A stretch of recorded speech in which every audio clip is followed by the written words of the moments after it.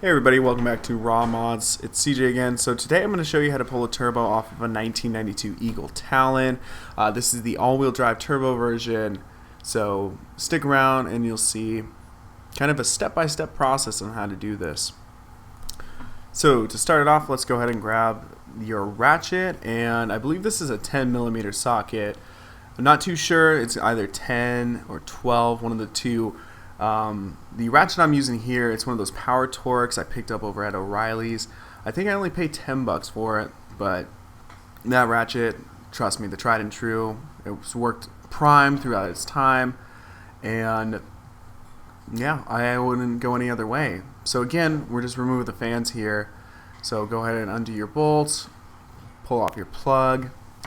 I believe you should have at least possibly 8 bolts. I'm not too sure. On mine, I only had 2 bolts on the top of the right side fan, the one that I just pulled the plug off of, and I actually had 3 on the fan right there underneath the upper radiator hose.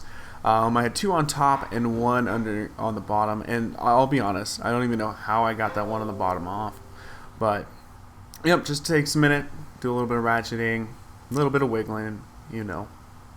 And here, going ahead, just finishing it up, just getting them undone so I can pull them.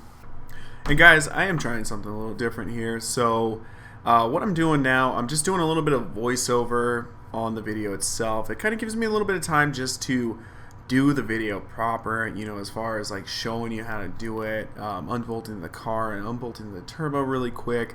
So let me know what you guys think down in the comments below.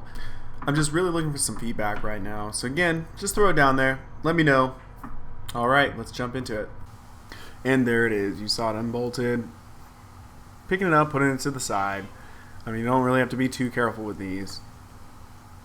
This one's going to take a minute. You see a lot of pulling, a lot of wiggling. Got to kind of pull up on the upper radiator hose just to get it out.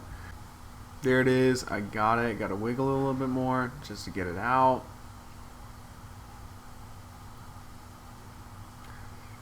And most of the time it just takes a little bit of wiggling. Here it is. Perfect. Now put that to the side too. Alright, now that we got the fans off, let's go ahead and remove some of the plumbing on the vehicle itself. So first things first, let's go ahead and jump over to the mass airflow sensor and unplug that initially. And that will let us give us enough slack just to go ahead and pull the intake off and to the side. I mean, you don't really have to remove it in this case. I didn't. I just pulled it off so that it wasn't connected to the turbo and just kind of left it there sitting in the same location. Next, you can see we ran over to the intercooler hose itself. So what I'm going to do, I'm going to disconnect it, and I'm kind of going to just put it up on the upper radiator hose itself so it's out of the way.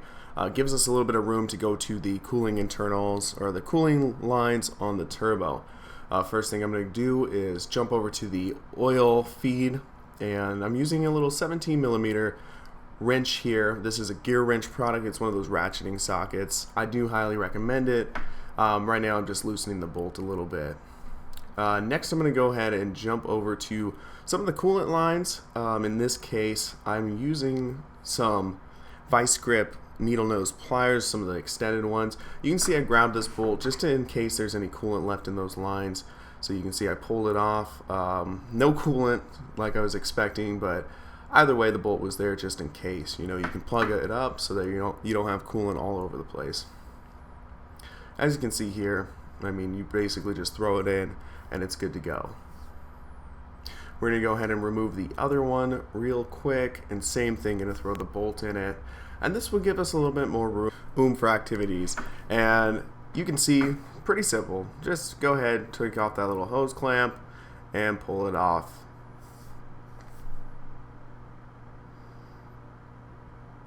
And after we finish this, we can actually go into some of the nitty-gritty on getting the turbo out. So this one's going to take a minute, as you can see, pretty much stuck on there, just like any other part on this car. I mean, it is a pain in the butt, but I love it.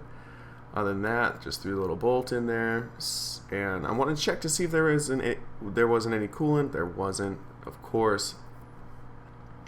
But yep, we're going to go on to our next step, and that would be going ahead and taking the coolant out. So here's the coolant out. I believe that's the coolant out. Not too sure, but either way, I'm using a 15/16 here to go ahead and loosen it up. And one nice thing too, guys, you may want to use a breaker bar here. I didn't have to, but you know what?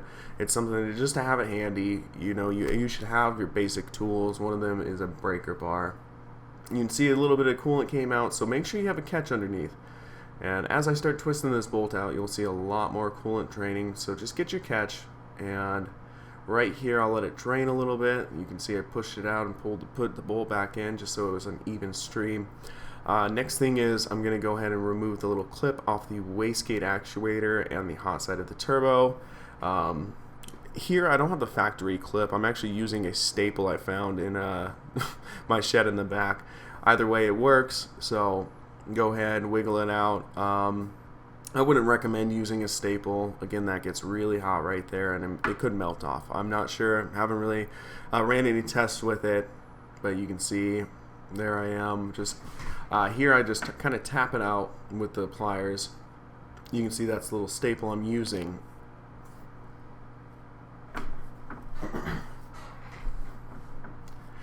Next, we're just going to want to go ahead and pull off the arm of the wastegate actuator. You can see it's off now and free.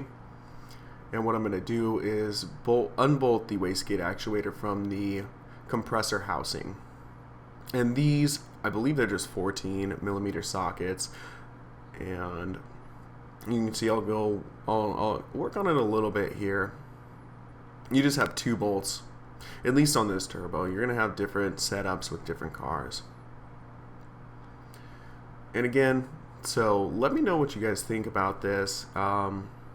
Feedback, very much welcome. If you want to, bad feedback, good feedback, I don't really care at this point. Just go ahead and throw some down there. You can see I break the bolt a little bit more on the other side.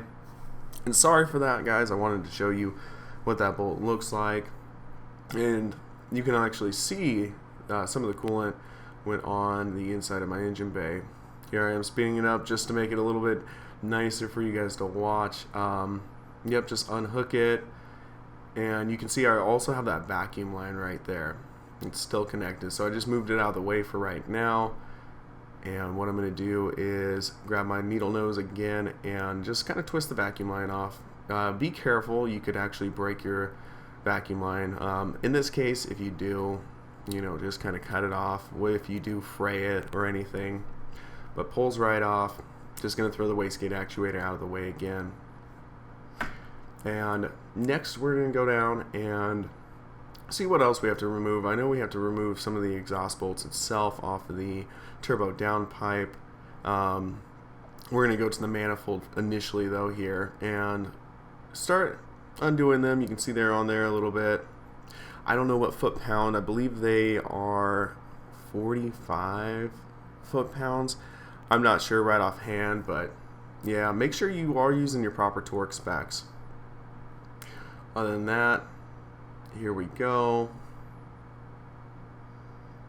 And this will just take a minute. I mean, this is one of those parts where you are just loosening it off.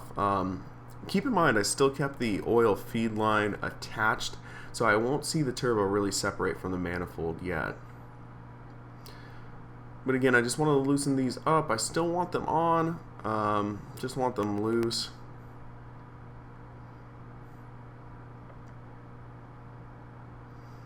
And here I'm just going to pull them off completely. And these actually, I went ahead and picked up these manifold to turbo bolts off of, I believe it was like 6-speed. It was online somewhere, and they were $48 for 4 bolts. I got an extra one just in case. You never know. Go ahead. You can see I actually removed at this point the oil feed from the head, and the turbo basically came loose. Gasket on that, I'm reusing an old one. I don't know from when, but yep, just do a little bit of wiggling and there you have it. So that's how you pull a turbo off of a 1992 Eagle Talon. Very easy, very simple. It just takes a little bit of time. I hope you guys enjoy this. Again, like, comment, subscribe. I'm a new soul, I can do this straight.